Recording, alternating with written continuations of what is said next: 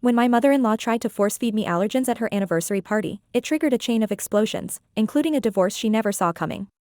I, 27F, got married to my husband Frank, 30M, about a year ago after being together for 2 years.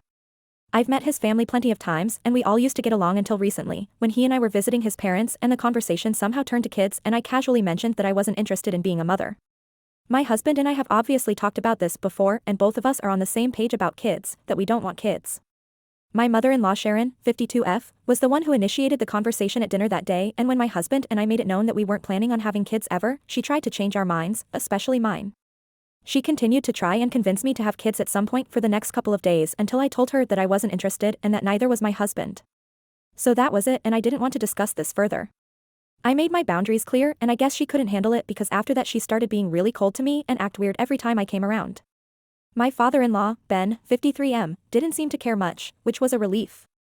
I did discuss Sharon's behavior with Frank, but he told me that she was just upset and would come around eventually because it's not like she had a choice.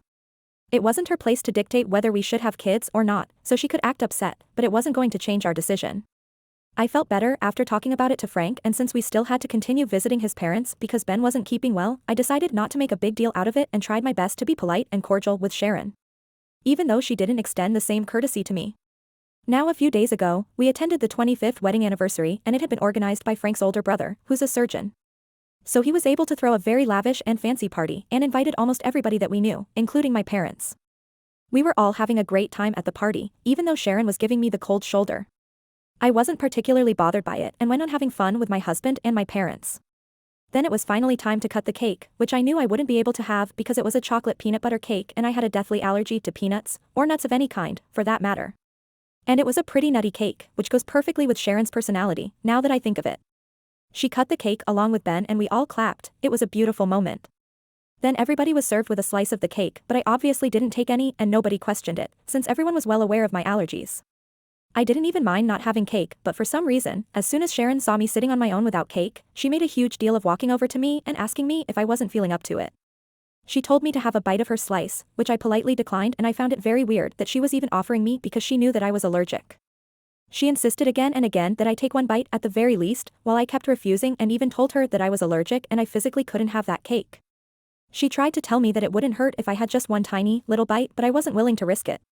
After almost 1 minute of back and forth, she exclaimed, "Oh, just take a bite," and before I could react, she smashed the cake into my mouth.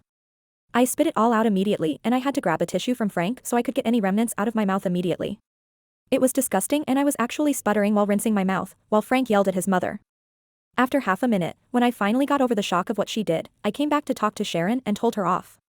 I yelled at her and said that what she did just now was psychotic and I was never going to come back here again because there was something very wrong with her. I also told her that just because I wasn't willing to have kids, didn't mean that she was going to treat me however she wanted to and I was going to take it. I didn't care about what her opinion was on whether I should have a child or not. What mattered was my opinion and Frank's opinion, and trying to force an allergy reaction just because I wasn't going to give her grandchildren was textbook psychotic behavior. I knew what her behavior was really about and I wanted to let her know that I wasn't intimidated by her in the least. She tried to defend herself and said that she just didn't know that my allergies were that serious. That was a total and blatant lie because she'd known me for almost 3 years now and had cooked many meals for me. She knew that I was allergic to all sorts of nuts and nobody was buying that excuse, that she didn't know. I told her that I didn't believe a word she was saying and called her a crazy liar. Then she lost her temper and said that she didn't believe me either about the allergies nor about the fact that her son wasn't willing to have kids. Because he knew that she wanted to be a grandma and he would never deprive her of a joy like that. She accused me of faking my allergies for attention and said that I probably wasn't willing to have kids, and had turned her son against the idea as well, only because I might be infertile. And that pushed me to the edge, so I grabbed a chunk of cake from Frank's plate and smashed it on her face, and asked how she liked it. After that, I stormed out without waiting for anyone, got into my car, and thankfully, Frank was just behind me with my parents. They got in as well and we drove back home quietly. I dropped my parents at their place and then Frank and I headed home. It was a completely silent car ride and even after we got home, we didn't say anything to each other for an hour or so. I guess Frank was waiting for me to calm down before he came in and spoke to me. In the evening, he made me some coffee and we finally sat together in the living room and he brought up what had happened at the party. I started off by apologizing to him, even though it wasn't my fault, but I still felt embarrassed for acting the way I did. And he told me that it was fine because he knew that I wasn't the one to blame.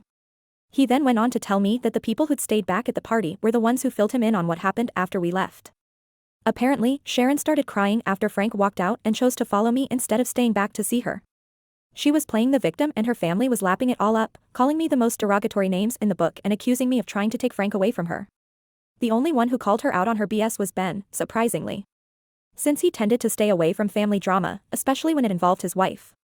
But this time he stood up for us and told Sharon that she had nobody else to blame but herself for Frank walking out on her. Because she'd always been a control freak and couldn't stand it whenever somebody tried to do anything that didn't align with her plans.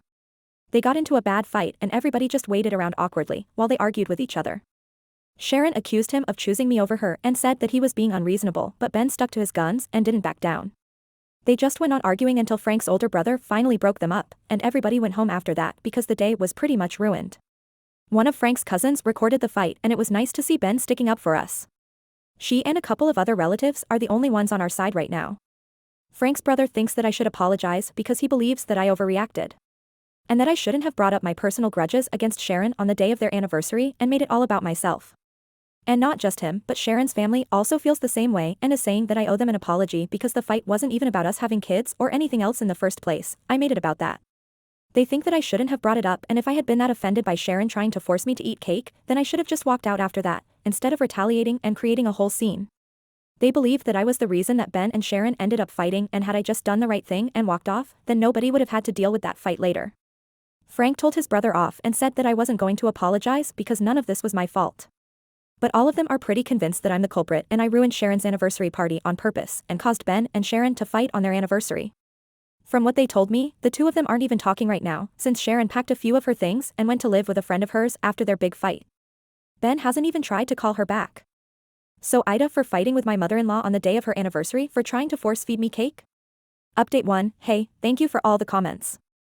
Frank and I are really grateful for all the support and the overwhelming number of people who commented to tell us that we are indeed not the ones at fault here. I did feel a tiny bit responsible when I learned that Ben and Sharon weren't even on talking terms after they fought. But after reading the comments, I realized that this wasn't my fault. It was Sharon's fault. She ruined her own party by making it all about me. To be precise, she didn't even make it about me. She made it about her issues with me, which is even worse because that day was supposed to be a celebration of her marriage to her husband. She chose to try and force feed me a cake that she knew very well I was allergic to, just for the heck of it. And then when the situation got worse, she started crying and playing the victim as if she wasn't the one trying to trigger an allergic reaction, only because I told her that I wasn't going to give her grandkids. And it isn't even as if I owe her grandkids, nobody does. She ruined her own party, period. I don't owe her anything, not an apology, and definitely not grandchildren. It's been a few days and Frank's brother and a couple of other relatives of his have been texting him almost every day to give him unnecessary updates on how Sharon is doing. Which is almost always a reminder that she's miserable and to tell us that we're the reason behind her misery. He hasn't replied to any of them and is just ignoring it all, but he hasn't blocked them either because he thinks that Sharon might snap and go crazy and he'd want updates for when that happens. In case it's a little too intense for them to handle, if y'all know what I mean. Meanwhile, Ben's been doing just fine. We went over to his place the other day to see how he's been and he appears to be completely unbothered by Sharon leaving. He told us that, for a long time, he hadn't said anything to her even though he could tell that she was becoming a little too overbearing and controlling and could predict that at some point either Frank or I were going to snap at her. He tried to warn her several times in person, but she just never listened, and when she started crying at the party after we left, he couldn't take it because he could just see through her so clearly and knew that she was trying to gain sympathy after screwing up. So he called her out on her BS, and as usual, she couldn't handle the truth, so she left. He told us that he knows she expects him to reach out to her first and apologize for the way he behaved, but he's not going to do that anymore. Because he says he's too old to constantly be sorry for speaking his mind. And if after 25 years of marriage, she still can't handle this sort of candor, then they probably shouldn't be married. Update 2, so, a couple of things happened after that last update. Firstly, Sharon reached out to Frank to demand an explanation for why he was visiting Ben but not her. I guess the neighbors must have seen us come and snitched on us or something. Frank told her that since this fight was actually her fault, he figured that his father would need him more than she would. Because she's just upset for sympathy and we can see through that act now. She got offended by that and they had an argument on the phone and for some reason, she started accusing me of turning him against her. As if she doesn't do that job well enough herself. She told Frank that this was all my doing and she knew it. And even when Frank tried to tell her that I had nothing to do with this, and these were his own personal opinions, she wouldn't hear it and insisted that this was all my fault. That lady has it in for me, just because I don't want to have kids. And it's the most ridiculous reason I can think of to hate somebody. I told Frank that I didn't want to talk to her anymore, and if she called again, then he shouldn't entertain it, and he agreed. Because there's just no point in trying to reason with her, she's beyond that. The second thing that happened was that we visited Ben at his house yesterday, in the evening, and for the first time, he offered us drinks. Ben usually doesn't drink because of his health. And we weren't sure if it was the right idea yesterday, but he insisted on it. Apparently, he'd spoken to a lawyer and was thinking of getting a divorce. It's a very big move, after 25 years of marriage, and we asked him if he was sure about it, but he didn't seem to care and didn't even seem upset. Frank was a little shaken up by that news and took some time to process it, but Ben told him that this was the best decision that he could make under these circumstances. He said that he'd been thinking about this for a while now because he just wasn't happy and Sharon was becoming increasingly annoying to be around. When we asked him how long he'd been considering a divorce, we expected him to say maybe a month or two, but he shocked us and said that he'd been thinking about it for almost 10 years now. He told us that when Frank was 20 and was about to graduate college, Ben thought that now that Frank was an adult and could handle his life and his finances, he could join his brother in a new business venture. Both of them had been talking about it for quite some time, but Ben hadn't been able to commit because he had a family to look after, unlike his brother. And had a lot more financial responsibilities resting on him that he had to think about, so he couldn't just quit his job and start a new business which could take some time to become stable. But after Frank graduated, he told his brother that he was ready and he was about to quit his job, but while discussing it with Sharon, she told him it was a terrible idea and made him back down. She said that they wouldn't know for sure if the business was going to take off. And Frank didn't even have a job yet, so he'd probably need money for a couple of years before he was finally able to settle down. He tried to reason with her and even said that he could probably work in the business part-time and retain his job. But she made him give up the idea altogether, and now, his brother who runs the business on his own is earning almost thrice the amount that he makes. They've kept in touch and there's not a day that goes by where Ben doesn't regret listening to what Sharon had told him.